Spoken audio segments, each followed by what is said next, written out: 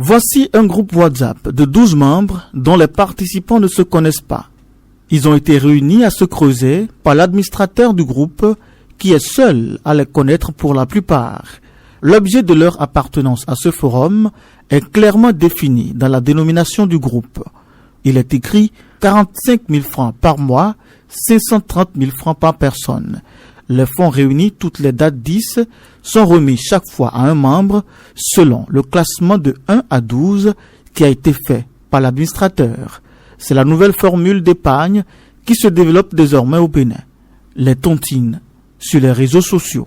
C'est pas trop bon parce que par là maintenant, si on envoie de l'argent là, on ne peut plus retrouver la personne. Par exemple, si on veut convoquer la personne, on ne peut plus la reconnaître parce qu'on ne connaît pas son nom. Si c'est son nom, normalement, on ne sait pas. Donc, tontine de WhatsApp, c'est pas bon pour nous. Pour l'affaire de tontine, bon, moi, je n'aime pas les tontines. C'est à cause de ça que je ne fais jamais les tontines. Mais s'il y a des gens dedans et ils ne se connaissent pas, c'est qu'ils risquent de perdre leur sou. Parce que, attends, tu ne connais pas la responsable. Celle qui organise la tontine, tu ne la connais pas. Et même toi, le participant, tu ne connais personne dans la tontine. Et tu commences par donner de l'argent en l'air.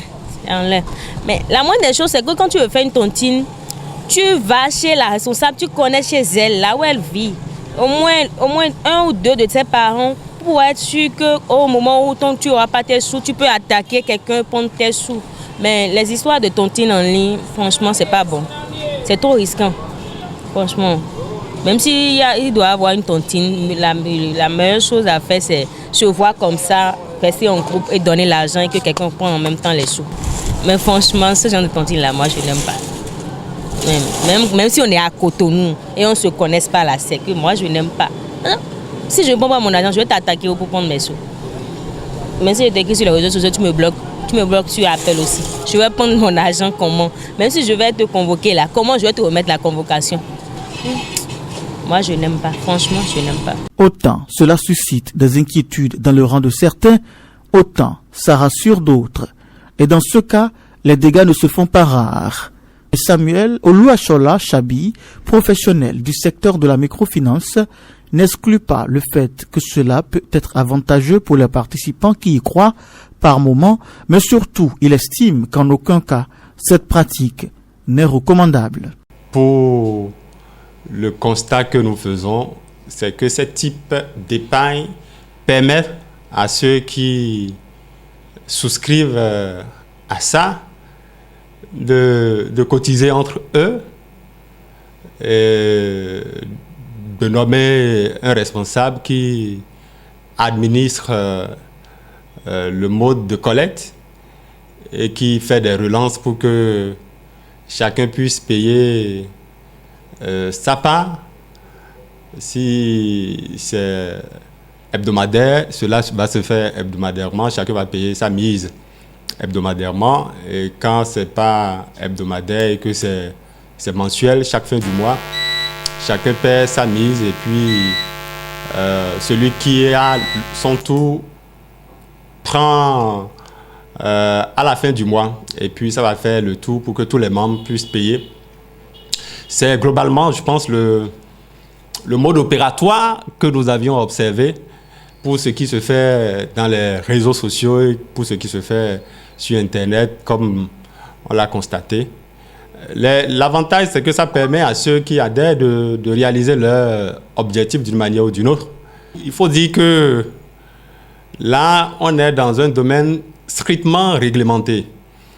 Et dans ce cas, vous comprenez, en tant que professionnel, on ne peut pas voir ça d'un bon œil, puisque la réglementation ne permet pas à des individus, quelle que soit leur qualité, de se lever comme ça et de commencer par collecter de l'épargne auprès de la population, quel que soit le but visé. Dans un état de droit, il y a les textes qui régissent et qui réglementent ce type d'activité qui est strictement du domaine des finances.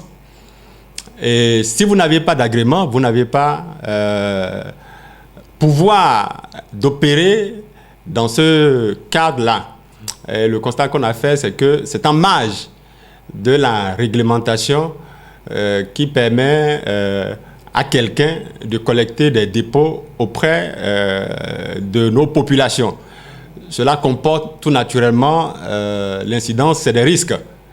C'est des risques. Quand vous n'êtes pas professionnel et que vous vous livrez à certaines activités, non seulement vous êtes en marge de la loi et on peut vous coller justement une poursuite, mais aussi c'est que vous ne le faites pas bien selon les normes requises et les intérêts de ceux qui adhèrent, de ceux qui s'adonnent à ça ne sont pas protégés. Et justement, à tout moment, on peut avoir des crises et on peut avoir des situations de malaise au niveau de ceux qui s'adonnent à ce type d'activité que nous, personnellement, en tant que professionnels, nous n'encourageons pas. On dit quand vous analysez le marché, que vous voyez qu'il y a un besoin qui naît, vous ajustez votre façon de faire pour prendre en compte le besoin qui naît sur au niveau de votre environnement ou dans le marché où vous opérez. Donc le constat est là. Je pense que les systèmes financiers décentralisés, plus particulièrement Pepco Bethesda, a fait le constat de ce que sur le terrain, la population apprécie cette façon d'opérer. Et donc, il faut prendre des dispositions.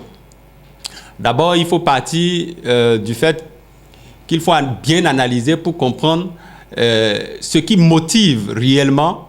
Il faut faire des études et analyser pour comprendre ce qui motive réellement la population à préférer ce type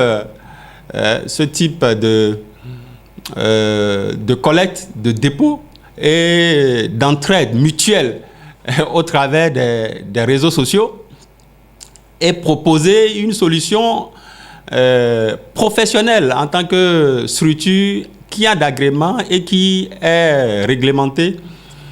Il faut proposer des solutions qui sont des solutions que la loi approuve. Et au niveau du secteur de la microfinance, je pense particulièrement que avec de plus en plus la digitalisation de nos processus et de nos activités, je pense que nous sommes en train de parvenir à changer cette situation petit à petit, puisque de plus en plus, nous sommes aussi capables de proposer à la population ce modèle, mais sécurisé et basé sur des normes professionnelles. Et au niveau de Pepco, nous n'avons pas encore personnellement entamé cela, mais en réalité, nous y pensons chaque jour et nous menons des réflexions pour offrir un modèle de collecte d'épargne qui soit sécurisé, puisque le gros défi dans ce type de collecte, c'est que ceux qui collectent un jour disparaissent avec les fonds de la population. Et le drame, c'est ce que nous avions constaté ces derniers temps et qui court la presse, où tel individu est parti avec la collecte de l'épargne de tout un groupe. Et là, c'est des poursuites judiciaires par ici, par là. Mais quand l'activité n'est pas réglementée, c'est qu'on met très mal à l'aise le système judiciaire à opérer convenablement. Et si la personne disparaît et qu'on ne retrouve pas ça, vous qui aviez souscrit à une telle activité ou à une telle solidarité, c'est vous qui perdez à la fin. Vous perdez vos sous alors que vous n'en avez pas. Vous comptez mobiliser ne serait-ce qu'un tout petit peu pour réaliser vos rêves. Mais voilà que pour avoir choisi le mauvais moyen ou le moyen le plus risqué, vous tombez maintenant sous le coup d'une perte sèche. Donc, ce que nous allons conseiller, c'est que nous, en tant que SFD, nous nous intéressons encore plus à cette couche-là qui s'adonne à ce type d'activité, à ce type d'entraide mutuelle, et nous leur proposions des solutions sécurisées. C'est toujours bon d'aller en partenariat avec les structures de la microfinance de la place, et ils ont toujours des solutions palliatives pour contrer en réalité ou pour résoudre la difficulté de leur... Parce que la petite analyse que nous avions réussi à faire, c'est que les gens s'associent ainsi compte tenu de la distance. Telle personne qui se trouve à Natitengu peut être dans un groupe dont l'administrateur est à Cotonou. Telle personne qui se trouve à Parakou peut être dans un groupe dont l'administrateur est à Boycon, etc., etc. On se dit par le moyen des réseaux sociaux et par le moyen du paiement mobile, on est capable de se regrouper pour s'entraider et faire des tours de collecte de fonds sur la base de la tontine. Mais le risque est là. Quelqu'un qui n'a pas l'agrément et quelqu'un en qui vous placez votre confiance, qui peut disparaître à tout moment, c'est que quand ça arrive, ça vous pénalise. Ça vous pénalise.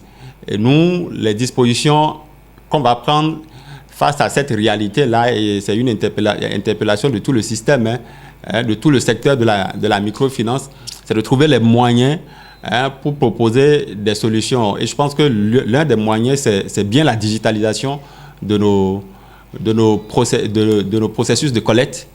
Et cette digitalisation au niveau du secteur est déjà plus ou moins lancée et ça a connu des avancées.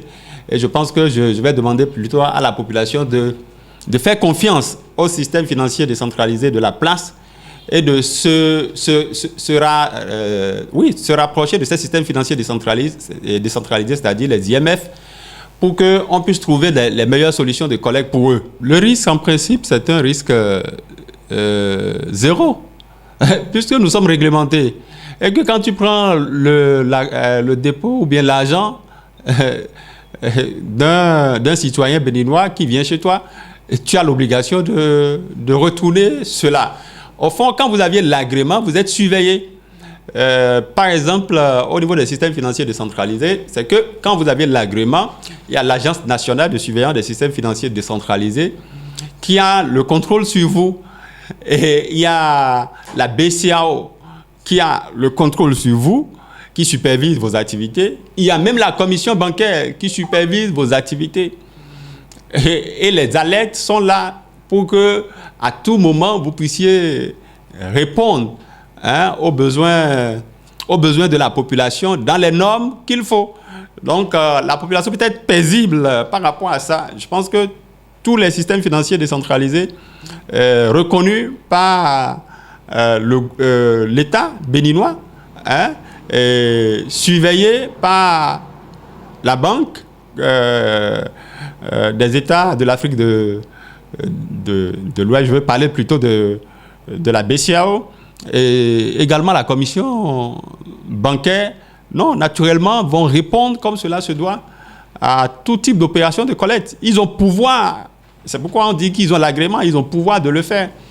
Donc, et ils le font dans les normes, et quand on dit ils le font dans les normes, ils le font de telle sorte qu'à tout moment, la population paisible qui souscrit à une opération de dépôt ou de collecte de fonds puisse en retour l'avoir assez aisément.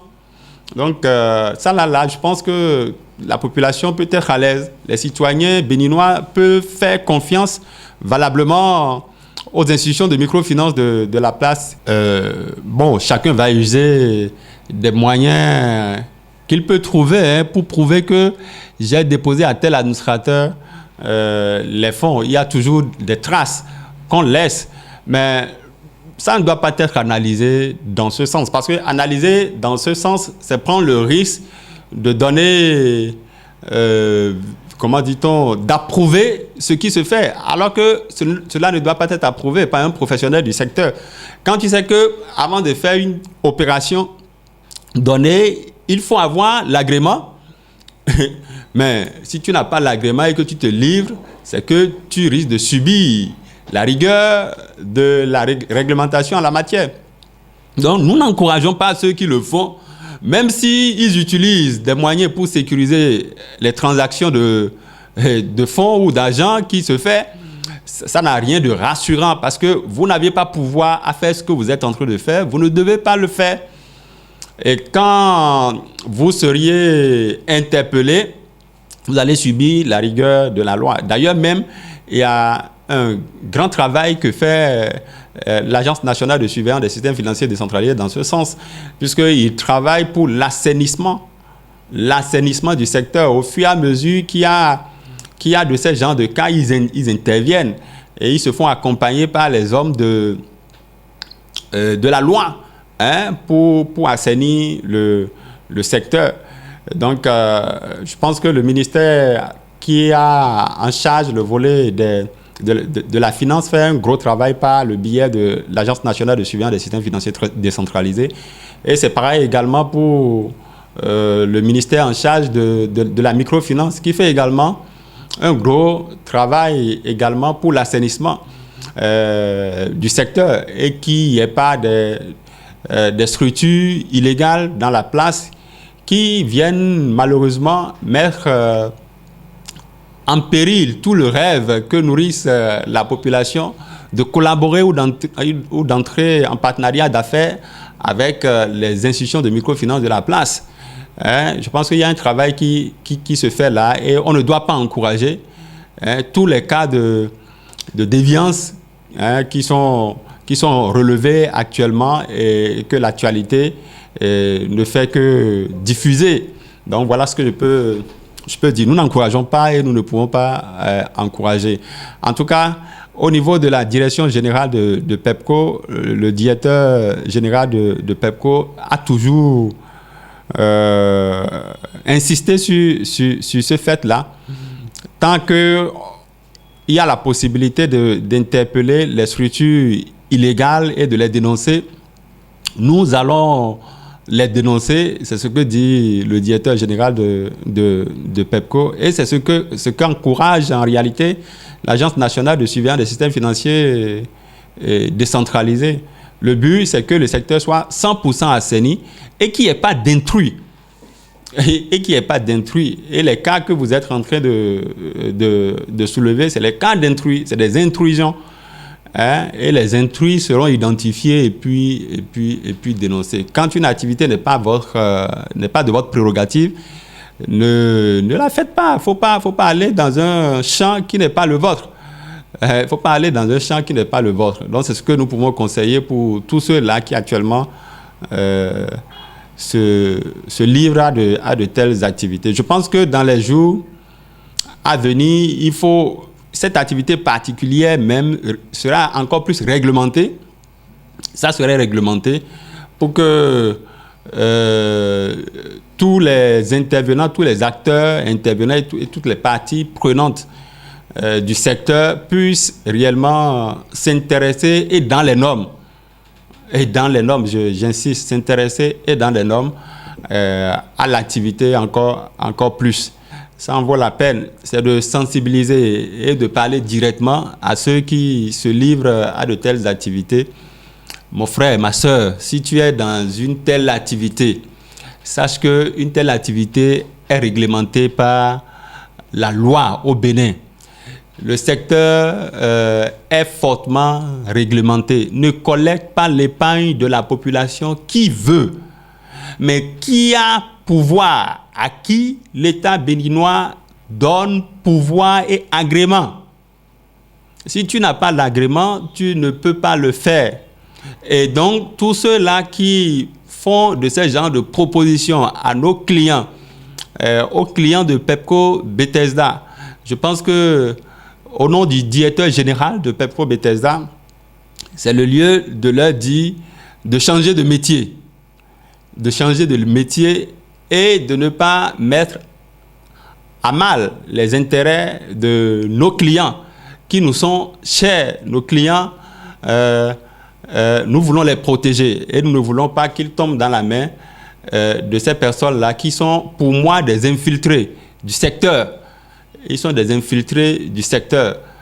S'ils sentent le besoin d'opérer dans ce secteur, plutôt que d'aller d'eux-mêmes, ils peuvent toujours se rapprocher des structures de la microfinance de la place.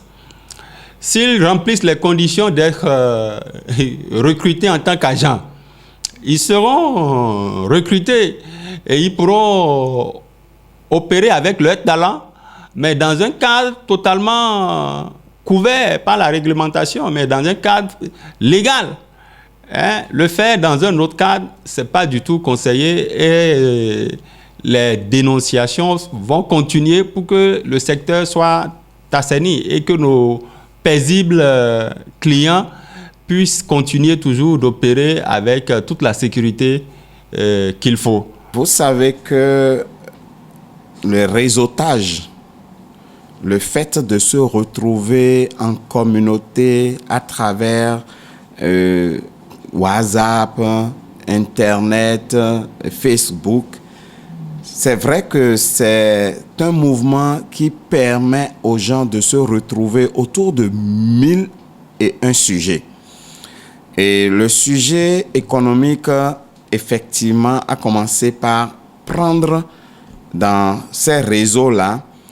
Et je pense que d'abord, tant que c'est des réseaux, comme vous l'avez dit, de familles, de groupes d'amis, de communautés religieuses, de communautés scientifiques, etc., tant que c'est un réseau de personnes qui se connaissent et qui vont au-delà de la machine pour des moments de présence ensemble, oui, la tontine, c'est quoi? C'est une manière d'épargner entre amis et de permettre à certains de réaliser leurs rêves à travers de projets.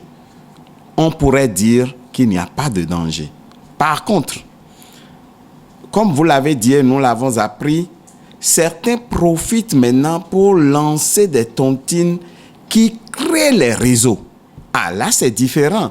Lorsque je me lève, je crée un réseau, je dis bien vouloir intégrer mon réseau si vous êtes d'accord pour payer 10 000 par mois, par exemple. Si je lance et que ce n'est pas entre copains de service, membres de ma famille, et que ce réseau est ouvert de cette façon, c'est comme un appât. C'est un appât parce que toute personne qui veut se réaliser veut bien, par ce biais, retrouver un peu d'argent et sera motivé à dire mon tour c'est le 3e, le 4e. Mais si c'est fait que vous n'avez pas fait attention et que le monsieur disparaissait, parce que en tontine, il faut savoir celui qui collecte, il faut savoir à quel moment, il y a un ensemble de dispositifs de sécurité. Et c'est là que le bas blesse. Je voudrais dire simplement que faire tontine à travers des réseaux WhatsApp, ce n'est pas ça le problème. Et au plan social et économique, je pense que au contraire, ça crée la solidarité, le vivre ensemble. Le biais et le danger se trouvent à partir du moment où vous intégrez un groupe dont vous ne connaissez pas le leader, dont les clauses autour de cette tontine ne sont pas assez claires. Et effectivement, certains se sont déjà fait gruger de cette façon, puisque je peux créer le réseau et le soir, dès que j'ai rassemblé pour certains, je ferme mon réseau. C'est là le drame. Même si tu as noté son numéro, ce n'est pas facile, vous allez rentrer dans des difficultés pour collecter. Donc voilà ce que je peux dire. Je me résume. Aller en réseau, même à partir de WhatsApp, parce que nous sommes des amis, des copains, pour nous entendre faire la tontine, ce n'est pas un problème. Pourvu que les clauses soient connues, les personnes se connaissent avec tout ce qu'il y a comme garantie. Mais, je vous en supplie, chers amis, ne rentrez pas dans des tontines sur des réseaux dans lesquels vous ne connaissez personne, un appel qui vient de but en blanc, vous ne le connaissez ni d'Adam ni d'Ève, vous allez vous faire gruger. Je vais vous avouer que la question de tontine, c'est une affaire de très vieille date. Nos parents ont fait tontine de pain, tontine de boisson, tontine de denrées alimentaires. La crise, si encore les gens l'appellent ainsi, parce que on peut faire tout un débat dessus. Non, je ne crois pas. C'est la recherche, comme je l'ai dit à l'entame, de créneaux porteurs pour réaliser des projets. Vous savez que ce n'est jamais facile pour quelqu'un d'ouvrir sa JBCR et de dire, moi, je pose dedans chaque mois 1000 francs ou 5000. On se dit toujours que la contrainte d'être en groupe, de ne pas vouloir être trahi ou de trahir, ça motive davantage. Et vous savez aussi que les tontines chez nous, et quand ça se fait dans de très bons mouvements, ça crée, comme je l'ai dit, de la solidarité. On se retrouve quelquefois, on partage quelque chose avant de déposer la tontine. Non, je ne crois pas que ce soit la crise, mais ce que j'ai dit, c'est que l'opportunité aujourd'hui autour de nos appareils, le réseautage que cela facilite, les gens en ont profité pour commencer. Vous savez que l'homme est très intelligent et c'est des systèmes qui commencent par on gruge un certain nombre pour être les premiers à gagner, et donc c'est pourquoi on fait cet appel pour être attentif, rien de plus. Je ne pense pas vraiment qu'une crise motive ça. Nous ne sommes pas encore dans l'histoire de ICC, je vous en prie. Non, les gens profitent d'un mouvement de réseautage qui est devenu très, très, très prisé sur tous les plans pour passer par ce biais également. Donc, c'est à chacun de faire attention à là où il met le pied. Je connais les gens, c'est un ami, il crée. J'ai les garanties, je rentre dedans.